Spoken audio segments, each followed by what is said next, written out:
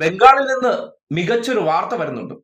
കേരളത്തിലെ മൗദൂദികൾക്കും ഇടതുപക്ഷത്തെ തകർത്തുകൊണ്ട് തൃണമൂലിനെ വിജയിപ്പിച്ച ന്യൂനപക്ഷ മതവിഭാഗങ്ങൾക്കും സന്തോഷമുള്ളൊരു വാർത്ത. ബംഗാളിൽ മതന്യൂനപക്ഷങ്ങളെല്ലാം കൂടി വിജയിപ്പിച്ച 20 തൃണമൂൽ എംപിമാർ NDAക്ക് പിന്തുണ പ്രഖ്യാപിച്ചിട്ടുണ്ട്. ഇതോടെ പാർലമെന്റിൽ NDAയുടെ സീറ്റ് ബലം 313 ഉയർന്നിട്ടുണ്ട്. അതേ മൗദൂദികളും ന്യൂനപക്ഷങ്ങളും ചേർന്ന് ഇവിടെ കേരളത്തിൽ CPMനെ തോൽപ്പിച്ച് കോൺഗ്രസ് അവരെ രക്ഷിക്കും, അവർക്ക് അധികാരം കൊടുത്തിട്ടുണ്ട്. ആ MG സർവകലാശാലയിൽ ഉൾപ്പെടെ ഒന്ന് ജസ്റ്റ് മൗദൂദികളും അതേ ന്യൂനപക്ഷങ്ങളും ഒന്ന് ശ്രദ്ധിക്കുന്നത് നല്ലതായിരിക്കും. നിങ്ങളുടെ രക്ഷകർ പണി തുടങ്ങിയതിന്റെ ഒരു ദൃശ്യമാണ് ഈ കാണുന്നത്. സർവകലാശാലയിൽ ഗവർണർ നിയമിച്ച VCയെ BJP നേതാവ് ഷോൺ ജോർജ് സംഘവും പോയി അനുമോദിക്കുകയാണ്, അഭിനന്ദിക്കുകയാണ്. കഴിഞ്ഞ 10 വർഷത്തിനിടയിൽ കാണാത്ത പല കാഴ്ചകളും നിങ്ങൾക്ക് കാണേണ്ടി വരും. ഉന്നത വിദ്യാഭ്യാസ വകുപ്പിൽ ചുമതല കൊടുത്ത B അശോക് IAS 916 അംഗീയായിരുന്നു. പിണറായി വിജയൻ പുറത്തു നിർത്തിയിരുന്നു. ഉടനടി തിരിച്ചെടുത്ത് നിയമനം കൊടുത്തു. ഉന്നത വിദ്യാഭ്യാസ വകുപ്പിൽ ഗവർണറിന് ഒരു വിഷമവും വേദനയും ഉണ്ടാകരുത്. ഇത്രയും കാലം പിണറായി സർക്കാരിനെതിരെ ഈ നാട്ടിൽ IAS ഉദ്യോഗസ്ഥർ എന്നുള്ള നിലയ്ക്ക് ആ പദവി ഉപയോഗപ്പെടുത്തി ഇവർക്ക് വേണ്ടി പണിയെടുത്തുകൊണ്ടിരുന്ന ആളാണ്. അയാളെ മഹാനാക്കിക്കൊണ്ട് സർക്കാരിനെതിരെ വലിയ തോതിൽ പ്രചരണം നടത്താൻ കിട്ടിയ ആയുധമായിരുന്നു കേരളത്തിലെ സംഘപരിവാർ അനുകൂല മാധ്യമങ്ങൾക്ക്. അങ്ങനെ ഉന്നത വിദ്യാഭ്യാസ വകുപ്പിലേക്ക് എൻട്രി കിട്ടുന്ന കാഴ്ചകൾ കാണുമ്പോഴും നിങ്ങൾക്ക് അപകടമൊന്നും ഇതുവരെ തോന്നിയിട്ടില്ല. തോന്നാൻ സമയം കിടക്കുന്നതേ ഉള്ളൂ. ബംഗാളിൽ നിന്നുണ്ടായിരിക്കുന്ന ആ കാഴ്ച നിങ്ങളെ സംബന്ധിക്കുന്നിടത്തോളം അവിടെയും CPM നാമാവിശേഷമായി. ഇത്രയും കാലം ദീദിയെ കണ്ടു പഠിക്കുമെന്നാണ്. ആ ദീദിയും തകർന്നു. ഈ രാജ്യത്ത് ഇനി മതന്യൂനപക്ഷങ്ങൾക്ക് വേണ്ടി പ്രതിരോധം തീർക്കാൻ CPM ഇല്ല. നിങ്ങളുടെ കോൺഗ്രസ്സുകാരുണ്ട്. കോൺഗ്രസ്സുകാരുടെ പ്രതിരോധങ്ങളുടെ കാഴ്ചയാണ് പലയിടങ്ങളിലും നിങ്ങൾ കാണുന്നത്.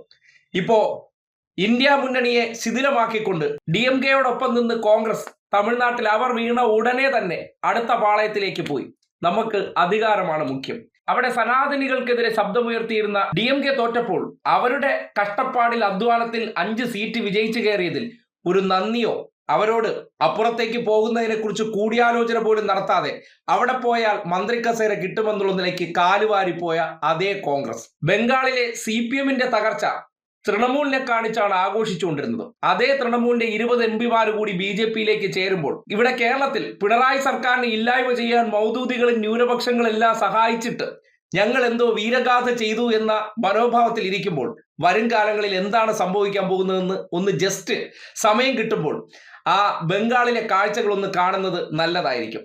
ഇവിടെ CPM തകർന്നു എന്ന് വലിയ സന്തോഷത്തിലിരിക്കുമ്പോൾ സംഘപരിവാറുകാർ പതിയെ കേരളത്തിന്റെ വിദ്യാഭ്യാസ മേഖലയിലേക്ക് കടന്നു കയറി എന്നതാണ് MG സർവകലാശാലയിൽ കണ്ട VC നിയമനവും പിന്നാലെ 19 സിൻഡിക്കേറ്റ് അംഗങ്ങളുടെ ലിസ്റ്റ് കൂടി കൊടുത്തപ്പോൾ അതിൽ ഒരക്ഷരം പോലും ഇതുവരെ സർക്കാരിന്റെ ഭാഗത്തു നിന്നോ മുഖ്യമന്ത്രിയുടെ ഭാഗത്തു നിന്നോ അല്ലെങ്കിൽ ഉന്നത വിദ്യാഭ്യാസ മന്ത്രിയുടെ ഭാഗത്തു നിന്നോ ഉണ്ടാകാതെ വരുമ്പോൾ അത്തരം ആൾക്കാരെ അവർ അഡ്മിറ്റ് ചെയ്യുന്നുണ്ട് എന്നതിന്റെ തെളിവ് കൂടിയാണ് പുറത്തു വരുന്നത്. പതിയെ ഒരു മാസത്തിനകം തന്നെ കേരളം സംഘപരിവാറിന്റെ നിയന്ത്രണത്തിലേക്ക് പോകുമ്പോൾ അവർ പറയുന്ന പല കാര്യങ്ങളും നടപ്പിലാക്കുന്ന ഒരു മേനോൻ മുഖ്യമന്ത്രിയും കൂടി ഇവിടെ ഉണ്ടായപ്പോൾ നിങ്ങൾ ചെയ്ത വീരകൃത്യത്തിനുള്ള അവാർഡുകൾ പിന്നാലെ വരും. ആ സന്ദർഭങ്ങളിലെല്ലാം മൗദൂദി ചാനലിനെ ഉപയോഗപ്പെടുത്തി നിങ്ങൾ ഞെട്ടൽ രേഖപ്പെടുത്തണം.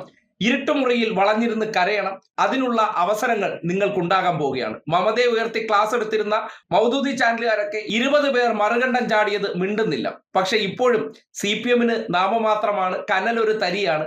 ആ തരികളൊന്നും ഇതുവരെ ഒരിടത്തും കാലുവാരി അപ്പുറം പോയ ചരിത്രമുണ്ടായിട്ടില്ല എന്നുള്ളതാണ് യാഥാർത്ഥ്യം. അപ്പോഴും പ്രതിരോധ കോട്ട തീർത്തിരുന്നവരെ ഈ നാടിന്റെ മതേതരത്വത്തിന്റെ കടക്കൽ കത്തിവെച്ച ഒരാളെ വിശ്വസിച്ചുകൊണ്ട് ഒപ്പം പോകുമ്പോൾ വരും കാലങ്ങൾ എന്തായിത്തീരുമെന്ന് അനുഭവിക്കുമ്പോൾ മാത്രമേ ഇനി അറിയാൻ കഴിയുള്ളൂ. അതിന്റെ ആദ്യ ദൃശ്യങ്ങളാണ് അങ്ങ് ബംഗാളിൽ നിന്ന് ഇപ്പോൾ പുറത്തേക്ക് വരുന്നത്.